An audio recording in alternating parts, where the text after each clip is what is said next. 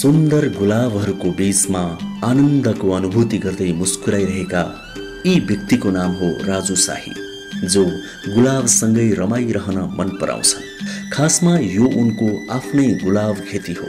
उनी एक सफल पुष्प उद्यमी एवं व्यवसायी हुन्, जसले आफ्नो व्यवसायमा आधुनिकीकरणलाई जोड दिएका छन्। फुलकै क्षेत्रमा लागेको त 22 वर्ष भयो। मेरो बुवा मेरो मिसेस चाहिँ एकदम यसको शौखिन, त्यो कारणले घरमा अब नर्सरी भनेर गर्दा गर्दा त्यसपछि यो क्षेत्रमा आइयो। मल्चिङ लगाउन फाइदा देखेर यो लगाएपछि चाहिँ के भन्दाखेरि तपाईँको पहिलो कुरा त वेट कन्ट्रोल नै हो, चारोहरू आउन नदिनलाई। अब सेकेन्डमा भन्नुहुन्छ भने म्यान पावर कम लाग्छ चारो खोल्नलाई, त्यसले गर्दा खर्च जोगिन्छ। तेस्रो कुरा छ तपाईँको अब गोडमेल गर्दाखेरि त्यसको जराहरू चुनिने यताउति सम्भावना हुन्छ, त्यो गर्न परेन। त्यसपछि अर्को मेन कुरा भने त यसको मोइस्चरहरू चाहिँ कन्टिन्यू बसिरहन्छ। थोपा सिँचाइ चाहिँ किन गरिन्छ भन्दाखेरि एकैचोटि सबै बिरुवालाई एकैपल्ट सिँचाइ गर्न सकिन्छ थोरै समयमा। थोपा सिँचाइ गर्दाखेरि जुन डिस्टेन्समा तिनीहरूले ड्रिपको पल पारिरहेको हुन्छ त्यो अनुसारको बिरुवा लगाएको हुन्छ हामी, अनि एकैचोटि सबै धेरै बिरुवामा चाहिँ थोरै समयमा सिँचाइ गर्न सजिलो। थोपा सिँचाइ सँगसँगै हिजो आज अब पहिला जस्तो डिएपी युरिया अब त्यो मात्र हाल्ने कुरा आएन, बाँकी जुन वाटर सोलुबल भन्ने केमिकलहरू पाइन्छ मल, त्यसको लागि त्यो मल पनि सँगसँगै त्यो पानी सँगसँगै लगाउँदाखेरि अझ सजिलो, क्वालिटी राम्रो सँगसँगै, अनि बिरुवाहरू पनि एकदम युनिफर्म हुन्छ। किन सबैले बराबर मल र पानी सँगसँगै पाउने भयो। यत्तिकै हातले हाल्दाखेरि त अब कोहीमा धेरै हाल्ने कोही थोरै हाल्ने हुन्छ। अब हामीले डाइल्युट गरेर पठाइदिएपछि सबैले पानी पनि बराबर पाए, मल पनि बराबर पाउँछ, अनि बिरुवा पनि यसो हेर्दा एकनासको देखिन्छ। राजु शाही अहिले आफ्नो यो पेसाबाट निकै सन्तुष्ट र खुसी छन्। राजु शाही जस्तै पुष्प उद्यमी जसले उत्कृष्ट राष्ट्रपति कृषक पुरस्कार 2072 समेत हात पार्न सफल भएका छन्, यी व्यक्तिको नाम हो प्रकाश पन्त। यिनी चितवनमा 20 बिघा जग्गामा ग्ल्याडुलस, गुलाब र जरबेरा जस्ता कट फ्लावरको खेती गर्छन्। यिनैले नेपालमा पहिलो पटक भेन्टिलेटेड ग्रिन हाउस भित्रै पुष्प उद्यममा उन्नत प्रविधिको सुरुवात गरेका हुन्। एउटा सामान्य उत्पादन हुन्छ हैन, अर्को चाहिँ कमर्सियल उत्पादन हुन्छ। जब हामी कमर्सियल उत्पादन गर्ने हो, कमर्सियल चिज उत्पादन गर्नको लागि हामी ग्रिन हाउस पनि कमर्सियलै ग्रिन हाउस प्रयोग गर्नुपर्ने हुन्छ। मकहाँ प्रयोग भइरहेको ग्रिन हाउस यो 7 मिटर हाइट छ र एग्रिकल्चरको लागि प्रयोग हुने नै प्लास्टिक राखिएको छ। यसमा नेटको व्यवस्था छ, माथि टपमा भेन्टिलेसन छ। बढी गर्मी भयो भने अटोमेटिक यहाँ भएको तातो हावा त्यहाँबाट माथिको टपको भेन्टिलेसनबाट निस्केर जान्छ। हामी यसमा नेटको व्यवस्था छ। बढी गर्मीमा हामी नेटबाट पनि केही हामी टेम्परेचर कन्ट्रोल गर्न सक्छौँ। 120 किलोमिटर प्रति घन्टाको वेगमा आएको हावा पनि यसले रोक्छ, त्यो हावाबाट पनि ग्रिन हाउस लड्दैन। कमर्सियल प्रोडक्सनको लागि चाहिने जुन ग्रिन हाउस हो त्यो सबै गुणले भरिपूर्ण भएको ग्रिन हाउस हो। त्यो गऱ्यो भने हामी के हुन्छ भने एटलिस्ट हाम्रो उत्पादन चाहिँ सुरक्षित हुन्छ। एउटा चाहिँ जस्तो उत्पादन आउनुपर्ने जति प्रोडक्टिभिटी हो, प्रोडक्टिभिटी पनि हामी पाउँछौँ, क्वालिटी पाउँछौँ। त्यसमा लाइट इन्टेन्सिटीको कुरा हुन्छ, भित्र हिट म्यानेजमेन्टको कुरा हुन्छ। जाडोको बेलामा हामी साइडको कर्टेनहरू, साइडको भेन्टिलेसनहरू बन्द गरिदिन्छौँ र नेटलाई हामी स्प्रेड गरिदिन्छौँ। भित्र भएको हिट चाहिँ केही समयसम्मको लागि 2-4 घन्टा 5 घन्टाको लागि हिट चाहिँ त्यहाँ भित्र बसिराखेको हुन्छ। गर्मीमा हामी धेरै गर्मी भयो, हामी नेटलाई पनि स्प्रेड गरिदिन्छौँ, अनि भेन्टिलेसन चाहिँ खोलिदिन्छौँ र माथि टपको भेन्टिलेसनबाट भित्र भएको गरम हावा जति माथि निस्केर जान्छ र ग्रिन हाउसभित्र चिसो रहिरहेको छ, शीतल हुन्छ। त्यो किसिमले के हुन्छ भने उत्पादनको लागि क्वालिटी र क्वान्टिटी दुइटैको लागि आधुनिक ग्रिन हाउस चाहिँ एकदम अनिवार्य छ। राजु शाही र प्रकाश पन्त प्रतिनिधि पात्र मात्रै हुन्। हिजो आज पुष्प खेती तथा व्यवसाय फस्टाउँदो छ। त्यसमा पनि कट फ्लावरको खेती गर्ने तथा व्यवसाय गर्नेहरू दिन प्रतिदिन बढ्दैछन्। अरबौँ रुपियाँको यो बिजनेस थियो त्यतिखेर इन्डियामा चाहिँ, जब 20 वर्ष अगाडि नै नेपालमा चाहिँ किन हुन सक्दैन यो भन्ने चाहिँ मलाई भएर नै मैले बिजनेस सुरु गरेँ हो। फ्लोरिकल्चर एसोसिएसनसँग चाहिँ मैले ट्रेनिङ लिएँ 2-3वटा यसको। मैले सुरुवात गर्दाखेरि ग्ल्याडुलस बढी जान्थ्यो त्यतिखेर। ग्ल्याडुलस फुल चाहिँ मान्छेले एकदम म्याक्सिमम मन पराउँथ्यो होइन, रोज र ग्ल्याडुलस। अनि अहिले आएर चाहिँ यो कार्नेसन, जरबेरा, लिली, अर्किड सबै फुल मन पराउँछ। तर अहिले चाहिँ हाल चाहिँ बढी चाहिँ कार्नेसनको मार्केट छ, जरबेरा, कार्नेसनहरू। दिनमा चाहिँ 2-3 हजार व्यापार गर्नु पनि एकदम ठुलो कुरा हुन्थ्यो होइन। अहिले चाहिँ अब भनौँ न दिनमा चाहिँ 25-30 हजार व्यापार हुनु पनि एउटा नर्मली कुरा भइसकेको छ सिजनमा। पहिला चाहिँ 3 जना जति मेरो स्टाफ थियो होइन। अहिले चाहिँ 7-8 जना छ तर यहाँबाट सिकेर गएका जुन चाहिँ स्टाफहरू छ नि उनीहरूले आफैले नै पसल खोले हैन उनीहरूले धेरैलाई सिकाएर चाहिँ काम पसल खोल्न लगाए इम्प्लॉयमेन्टमा इन्करेज भइरहेको छ सरकारले त दुई तीनवटा कुरा नै हेर्नुपर्छ किनभने एउटा चाहिँ ट्रेनिङमा चाहिँ व्यापक ट्रेनिङ दिनुपर्छ हैन अब हाम्रो छिमेकी मुलुकबाट आइरहेको हुन्छ यहाँ चाहिँ अब उनीहरूले चाहिँ यहाँ चाहिँ महिना 20-25 हजार तलब खाएर पनि उनीहरूले राम्रोसँग काम गरिरहेको छैन तर हामीले युवाहरू चाहिँ थोरै पैसाको लागि चाहिँ विदेश पलायन भइरहेको छैन त उनीसँग चाहिँ त्यो ट्रेनिङ चाहिँ छैन फ्लोरिकल्चरकै ट्रेनिङ दिनु पर्यो अनि त्यहाँ प्रोडक्सनमा चाहिँ पनि अब त्यति टेक्निकल छैन अझ पनि त्यो टेक्निकलको ट्रेनिङ दिनु पर्यो फूलको थुङ्गा मात्रै नभएर लामो डाँठ सहित अथवा फुलेको फूलको बोट सहित केही अंश नै काटेर बिक्री या प्रयोग गर्ने फूललाई कट फ्लावर भनिन्छ। कट फ्लावर चाहिँ एकदम अहिले प्रयोगमा आइरहेको छ त्यो चाहिँ अफिसहरूमा घरमा टेबलमा राख्ने युजदेखि लिएर अब अहिले आएर अब गाडी सजावटदेखि लिएर अब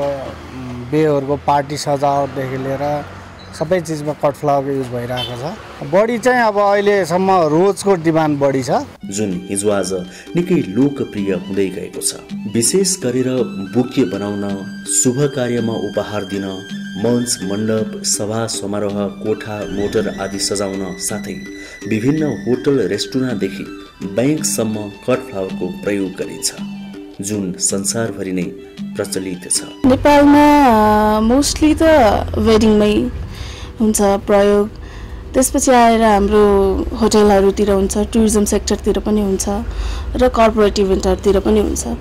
अब हाम्रो वेडिङको भन्नाले मोस्ट इम्पोर्टेन्टली अब तपाईको नर्मल्ली कसैले केही नगरे पनि एउटा सिम्पल वर्कमा जाँदाखेरि दुबोको माला फ्लावरको माला जन्तीको गाडी त प्राय सबैले नै सिँगारेको हुन्छ हैन अनि पार्टी प्यालेसमै इभेन्ट छ भने पनि आजकल धेरै जसोले चाहिँ सानो एउटा स्टेज पनि अफर गर्नु नै हुन्छ। बिहामा चाहिँ यज्ञ पनि एउटा इम्पोर्टेन्ट कुरा नै हुन आयो। सिम्पल गेटहरू भन्दाखेरि 5000 देखि 70-75 हजारको पनि एउटा गेट बन्छ त्यो चाहिँ कतिको इन्फ्रास्ट्रक्चर युज भएको छ कतिको कम्पोनेन्ट युज भएको छ कतिको ल्याविस खोज्नु भएको छ त्यसमा डिपेन्ड गर्छ। बिहेको लागि चाहिँ 5 देखि लिएर 70-75 कस्टमरको डिमान्ड अनुसार। नेपालमा यसको उत्पादन र प्रयोगको इतिहास धेरै पुरानो नभए पनि बजार भने निकै राम्रो देखिएको छ। कट फ्लावरको विकास भएको आजभन्दा 30 वर्ष अगाडि हो।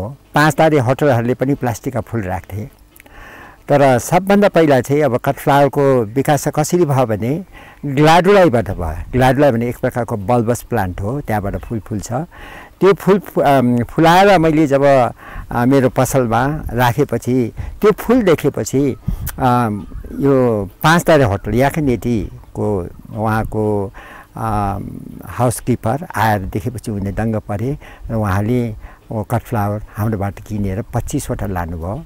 अरू होटललाई पनि उहाँले दिनुभयो। दिएपछि त्यसरी बिस्तारै बिस्तारै कट फ्लावरको सङ्ख्या उहाँले धेरै बढाउनु भयो। बढाउँदा यतिसम्म भयो कि मैले कट फ्लावरको उहाँको डिमान्डलाई पुरा गर्न सकिनँ र मैले बाहिर इन्डियाबाट र विशेष चाहिँ सिङ्गापुरबाट मैले इम्पोर्ट गर्न लागेँ।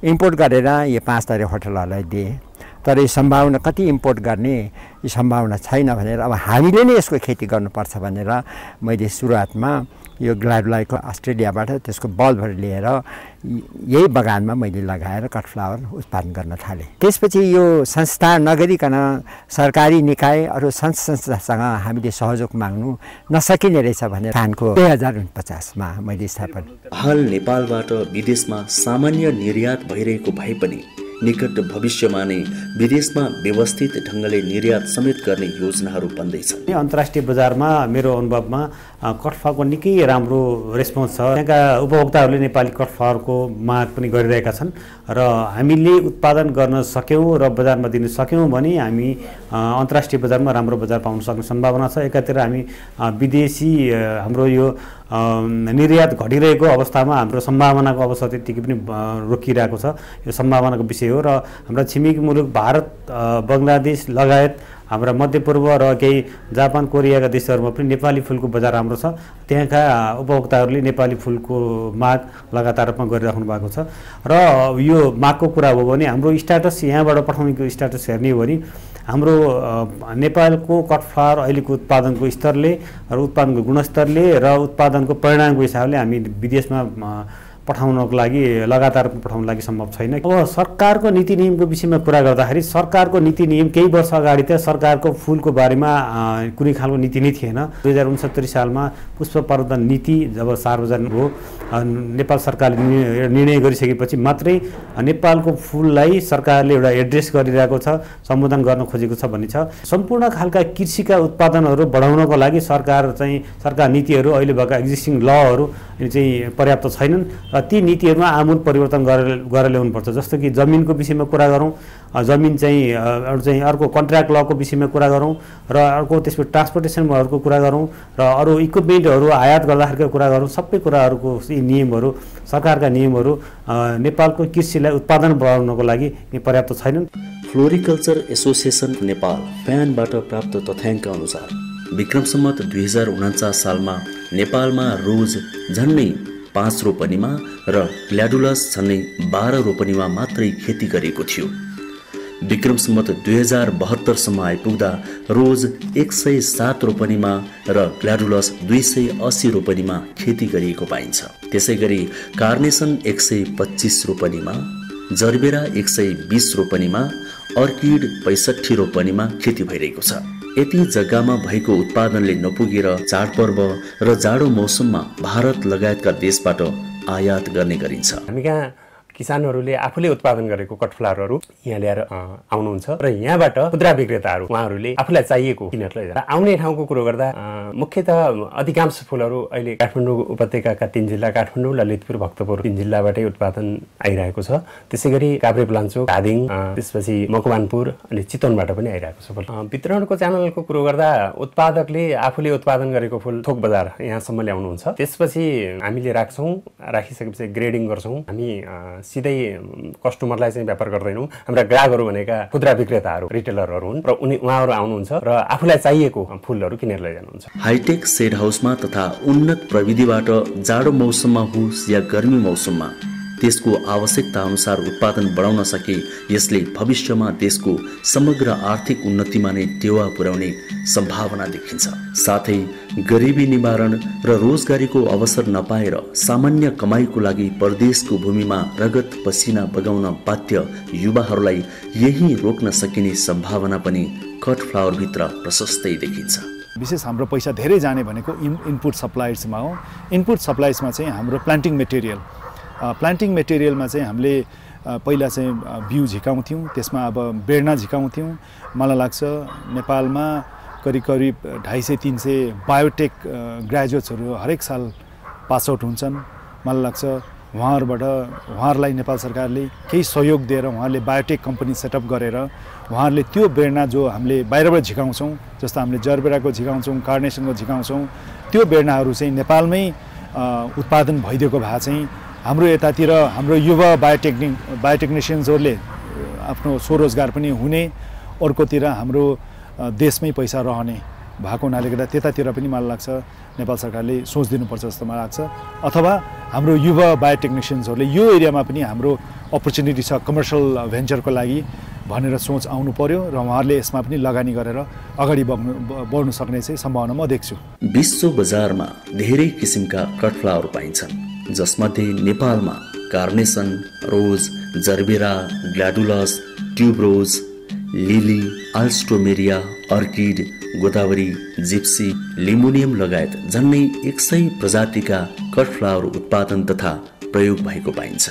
नेपालमा हाल दैनिक झन्नै 6000 देखि 8000 स्टिक ग्ल्याडुलस, 7000 देखि 9000 स्टिक रोज, 7000 देखि 9000 स्टिक कार्नेसन, 5000 देखि 7000 स्टिक जर्बेरा र 1000 देखि 2000 स्टिक अर्किड माग रहेको छ। यो कटफ्लावरको विकासको लागि चाहिँ इनपुट सप्लाई बिउबिजनका छनौटहरूको कुरादेखि सुरु हुन्छन्। त्यसपछि यसको उत्पादन क्षेत्रको कुराहरू छ, जसको लागि चाहिँ अहिले चाहिँ उच्च स्तरीय संरचना भौतिक पूर्वाधारको विकास चाहिँ धेरै नै गर्नुपर्ने देखिरहेको छ होइन।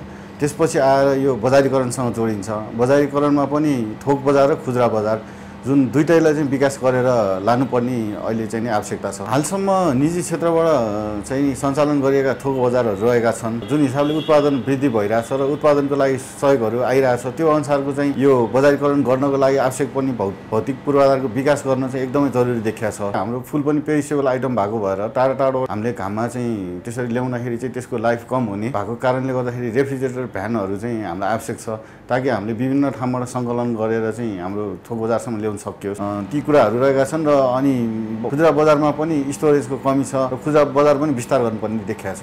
निकै राम्रो सम्भावना र बजार रहेको कटफ्लावरको विकासको लागि फ्लोरिकल्चर एसोसिएसन नेपाल फ्यानले निकै धेरै प्रयासहरू गरिरहेको छ, जुन यस क्षेत्रको लागि विकास र परिवर्तनको संवाहक बन्ने कुरा स्पष्ट देखिन्छ, जसको थप विकास र प्रवर्धनका लागि फ्यानले भविष्यका लागि उपयुक्त योजनाहरू बनाउँदै अघि बढिरहेको छ। कटफ्लावर भनेको चाहिँ अहिले नेपालमा एउटा उच्च मूल्यको बालीको रूपमा जुन परिचित छ र त्यसको विकासको लागि फ्लोरिकल्चर एसोसिएसन नेपालले चाहिँ कटफ्लावर ग्रोरहरूको चाहिँ क्षमता अभिवृद्धि गर्ने, उहाँहरूको चाहिँ फार्मको आधुनिकीकरण गर्नको लागि चाहिँ हामीले नेपाल सरकार कृषि विकास मन्त्रालयसँग मिलेर गत वर्षदेखि नै आधुनिक सेड हाउसहरू वितरण गर्ने कामहरू गरिरहेका छौँ, जसले गर्दाखेरि उहाँको उत्पादन र उत्पादकत्व त्यसबाट बढिरहेको छ। त्यसबाट उत्पादन भएर आइसकेको वस्तुलाई लामो समयसम्म चाहिँ स्टोर गर्नको लागि चाहिँ कोल्ड स्टोरको पनि हामीले व्यवस्था गरेका छौँ यो वर्षदेखि। यो वर्ष हामीले दुईटा कोल्ड स्टोरको व्यवस्था, एउटा चाहिँ कटफ्लावर उत्पादकको लागि र एउटा कटफ्लावर होलसेलको लागि। त्यसै गरेर रिटेलमा गइसकेपछि रिटेल व्यवसायहरूलाई पनि होलसेलबाट लगेका कटफ्लावरहरू लामो समयसम्म राख्न सकोस्, ग्राहकलाई बेच्दाखेरि अलिकति फ्रेस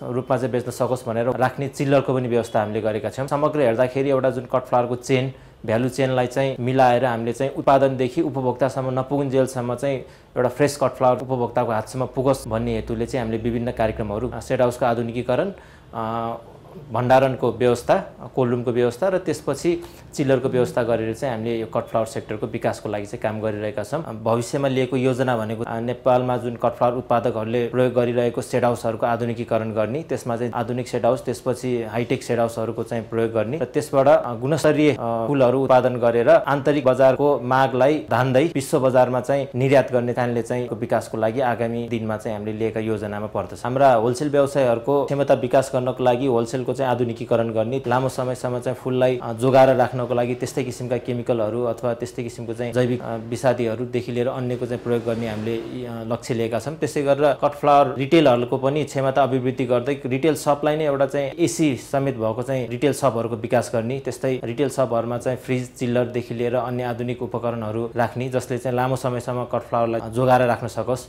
यसरी चाहिँ समग्र रूपमा फ्लोरिकल्चर एसोसिएसन नेपालले कटफ्लावरको विकासको लागि आगामी दिनमा चाहिँ नेपाल सरकारको कृषि विकास मन्त्रालयसँगै मिलेर उत्पादनमा आधुनिकीकरण, बजारीकरणमा पनि आधुनिकीकरण र व्यावसायीकरण गरेर चाहिँ अघि बढ्ने हामीले योजना लिएका छौँ। राज्य अर्थात् सरकार कुनै पनि देशका राम्रो सम्भावना खोज्ने र समस्या समाधान गर्न लागि पर्ने प्रमुख जिम्मेवार तथा अभिभावक हो।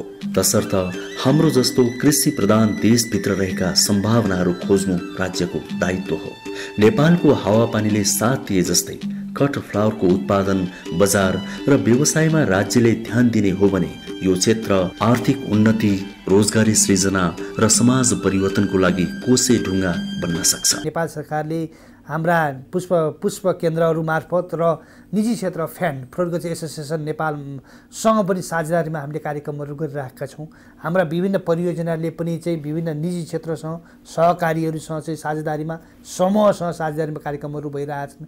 यसको मतलब यसको ठुलै सम्भावनाहरू भएर यहाँको ग्ल्याडिएटर्सको कुरा गर्नुहोस्, जरबेराको कुरा गर्नुहोस्, कटफ्लावरहरू असाध्यै राम्रोसँग गइरहेको छ। कैलाली कञ्चनपुरमा फुलाएर चाहिँ नेक्स्ट डे हामी देहरादुन र दिल्लीको मार्केटलाई टार्गेट गर्न सम्भावना छ। त्यसले गर्दाखेरि हाम्रो फुलहरू चाहिँ कतार, दुबईहरूमा र थाइल्यान्डमा त केही मात्रामा गइरहेको कुरा छ। पहिला हाम्रो जापानमा पनि गइरहेको कुराहरू छ। यसलाई इन्टरनेसनल प्रमोसन गर्नु चाहिँ नितान्त जरुरी छ। हाम्रा हाई भ्यालुका त्यस्ता व्यवसायहरू चाहिँ बाहिर लगेर चाहिँ हामीले डलर आर्जन गर्नुपर्ने छ र यसको सम्भावनालाई हेर्दाखेरि अहिले चाहिँ करिबन चाहिँ 1 अरब 40-45 करोडको यसको कारोबारहरू भइरहेको छ। त्यसै गरी चाहिँ 40-45 हजार मान्छेहरू चाहिँ यसमा चाहिँ आश्रित भइरहेको र 40-42 जिल्लामा यसको खेती गर्ने सम्भावनाहरू भइरहेकोले अब यसलाई चाहिँ क्षेत्र बनाएर यसमा चाहिँ विदेशमा गएका युवाहरूलाई फर्काएर चाहिँ हामीले चाहिँ यस क्षेत्रमा लाग्न सक्यौँ भनेदेखि यो क्षेत्र प्रोफिटेबल क्षेत्र पनि छ, यो क्षेत्र अरू क्षेत्रभन्दा सजिलो क्षेत्र पनि छ र यो क्षेत्रमा चाहिँ मान्छेहरूको रुचि पनि बढिया छ। अब हामीले खास गरी क्वारेन्टाइन प्रक्रियाहरू र हाम्रा चाहिँ अब्लिगेसनहरू त पुरा गर्नै पर्छ इन्टरनेसनल ट्रेडमा जाने भनेपछि। तर चाहिँ हामीले यसको साथसाथै विभिन्न देशहरूमा दुबईमा अथवा कतारहरूमा मैले योभन्दा पहिला पनि भन्ने गरेको थिएँ आउटलेटहरू हामीले खोल्दै जानु पर्यो, ओपन गर्दै जानु पर्यो। त्यसको लागि सरकार र निजी क्षेत्रहरू साझेदारीमा पनि जानु पर्यो, सरकारले यसको लागि सहयोग गर्नु पर्यो नितान्त रूपमा। अल्टिमेटली हामीले चाहेको त नेपालमा चाहिँ पोभर्टी रिडक्सन गर्ने हो नि, गरिबी न्यूनीकरण गर्नलाई त कुन क्षेत्रको भूमिका कति छ र कुन क्षेत्रलाई चाहिँ सदुपयोग गर्न सकिन्छ भन्ने हो नि। यो फेरि यो व्यवसाय कस्तो भनेदेखि सबै किसिमको परिवारहरूले सबै किसिमको वर्ग र समूहहरूले चाहिँ गर्न समुदायले गर्न सक्ने किसिमको भयो। हामीले लोकल मार्केट अनि रिजनल मार्केट र इन्टरनेसनल मार्केटलाई टार्गेट गर्न सक्ने भयौँ हामीले। यसलाई चाहिँ हामीले चाहिँ बढावा दिने किसिमले नै हाम्रा नीति र कार्यक्रमहरूलाई अगाडि बढाएका छौँ र 14औं इन्टरिम प्लानमा अझ बढी फोकस गरेर चाहिँ यो क्षेत्र आउँछ भन्ने कुरा चाहिँ लागेको छ। यो क्षेत्र सशक्त रूपमा आउँछ भन्ने कुरा चाहिँ मलाई लागेको छ। सबैभन्दा ठुलो भूमिका चाहिँ निजी क्षेत्र, तपाईँहरूको त्यसमा पनि फ्लोरिकल्चर एसोसिएसन अफ नेपाल छ अनि फ्लोरिकल्चरकै सिङ्गल चाहिँ हाम्रो कोअपरेटिभ छ। उहाँहरूले चाहिँ अपिस गरेर यसको प्रचार यसको महत्त्वको बारेमा सरकारले नबुझे होइन, सरकारले बुझेको त सरकारको कृषि विकास मन्त्रालयले सम्बन्धित क्षेत्र हेर्ने चाहिँ पुष्प हेर्ने मान्छेहरूले सीमित मान्छेहरूले बुझिरहनु भएको होला। तर सरकार भनेको त यो कृषि विकास मन्त्रालय मात्र त होइन, मन्त्रालयहरूमा मात्रै होइन कि प्राइभेट सेक्टरमा गएर चाहिँ यसको महत्त्व र यसको उपयोगिताको बारेमा प्रचार गर्नु पर्यो। यसलाई सीमित घेरामा नराखेर चाहिँ दूरदराजसम्म पुष्पको महत्त्व र पुष्प व्यवसायलाई चाहिँ हातेमालो गरेर चाहिँ सरकार र निजी क्षेत्रबाट लान सक्नु पर्यो। त्यो गर्नलाई निजी क्षेत्रको अहम भूमिका छ। हाम्रो चाहिँ कृषि व्यवसाय प्रबन्धन हेर्ने सहसचिवको अध्यक्षतामा चाहिँ एउटा चाहिँ इम्प्लिमेन्टेसन कमिटी छ अनि हाम्रो मान्छेहरूले रेगुलर रूपमा मोनिटरिङ गरिरहेका छन्। निजी क्षेत्रलाई सहजीकरण गर्नलाई काहीँ चाहिँ बाधा अडचन छ भने त्यसलाई हामी फुकाउँदै जानुपर्छ। हामी त्यसलाई फराकिलो बनाउँदै फुकाउँदै जानलाई चाहिँ हामी तयार छौँ। के अरे यसो गर्न सकियो भने सायद चाहिँ सम्भवतः अबको 2-4 वर्षमा यो पुष्प क्षेत्र चाहिँ निकै नै राम्रो क्षेत्रको रूपमा आउँछ भन्ने हामीलाई लागिरहेछ। फेरि सबै कुरामा राज्य र सरकारको मुख ताक्ने र आफू चाहिँ केही नगर्ने हो भने न देशको उन्नति हुन सम्भव छ न आफ्नो। त्यसैले आफ्नो तर्फबाट गर्नुपर्ने कर्म गर्न र राज्यलाई सकारात्मक कदम मार्फत सहयोग गर्न तपाईँ हामी कसैले बिर्सनु हुँदैन, जुन वास्तवमा आफ्नै लागि हो। कुनै पनि काम लगनशील र मेहनती भएर निरन्तर गर्नु जरुरी छ। यो कुरा कट फ्लावर खेती र व्यवसायमा पनि पूर्ण रूपमा लागू हुन्छ। पूर्वाधारको समस्या बढी छ। पूर्वाधार र हामीले गरिरहेका जुन तरिकाहरू अलिकति नमिलेको अवस्थामा ती कारणले चाहिँ रोग किरा बढी प्रकोप भएर देखिन्छ। यो त मौसमले सिजनले लिएर आउने कुरा हो। अब फुललाई चाहिने टेम्परेचर अथवा आर्द्रता लगायतका कुराहरू हामीले चाहिँ मेन्टेन गर्न सकिएको खण्डमा रोग किराहरूसँग पनि कम मात्रामा आउँछ। अब यो जुन हावापानी परिवर्तन हुने बित्तिकै रोग किराहरूको प्रकोप बढ्ने हो। त्यसलाई कन्ट्रोल गर्ने भनेको चाहिँ अब यसलाई चाहिने इन्भाइरोमेन्ट के हो त त्यसलाई हामीले बुझ्न सक्नु पर्यो। अब के हुँदैछ भनेर पहिल्यै तयारी गर्नु पर्यो। यी गर्न सकियो भने खासै समस्या छैन। जस्तो आउनु त आउँछ, जस्तो किराहरूको कहिलेकाहीँ तपाईँको थ्रिप्सका कारणले माइट्सका कारणले होइन यस्ता कारणहरूले रोग किराहरू देखिन्छन्। अनि जस्तो बर्सात बढी भइदियो, पानी बढी पऱ्यो भने फङ्गस बढी हुने, ड्राई बढी भयो, सुक्खा बढी भयो भने पनि फङ्गसहरू अरू आउने, डिजिजहरू आउने, यी समस्याहरू छ। त्यसको लागि चाहिँ अलिकति पूर्वाधारै यो ग्रिन हाउसहरू अथवा पोली हाउसहरूलाई चाहिँ अलिक व्यवस्थित र आधुनिक भयो भने त्यसबाट पनि कन्ट्रोल गर्न सकिन्छ। कट फ्लावरको यो विशेषता र महत्त्व बुझेर यसको खेती या व्यवसाय गर्न चाहने व्यक्तिहरूले बुझ्न सक्ने ठाउँहरू कहाँ छन् त? ती ठाउँहरू रहेका छन् फ्लोरिकल्चर एसोसिएसन नेपाल फ्यानको केन्द्रीय कार्यालय 32 पुतली काठमाडौँमा रहेको पुष्प परामर्श केन्द्र, जहाँको फोन नम्बर हो 01 44 65 704। त्यसै गरी कास्कीमा रहेको पुष्प परामर्श केन्द्र, जहाँको फोन नम्बर हो 061 540 782। त्यसै गरी चितवनमा रहेको पुष्प परामर्श केन्द्र, जहाँको फोन नम्बर हो 98 49 33 40 72। र अर्को रहेको छ कृषि विकास मन्त्रालय अन्तर्गत रहेको पुष्प विकास केन्द्र गोदावरी, जहाँको फोन नम्बर हो 01 51 74 260। सम्मान, आर्थिक उन्नति तथा स्वदेशमै रोजगारी प्राप्त गर्न सकिने निकै राम्रो विकल्पको रूपमा देखिएको यो व्यवसायलाई अझै व्यावसायिक बनाउँदै प्रयोगमा ल्याउन हामी सबैको हातेमालो जरुरी छ। हाम्रो समर्पण, एकता र दृढ इच्छा शक्ति भएमा पक्कै पनि यो सम्भव छ। त्यस्ता पौरखी हात र उत्साही मनहरूका सहयात्री बन्न फ्लोरिकल्चर एसोसिएसन नेपाल फ्यान सदा तत्पर र दृढ छ।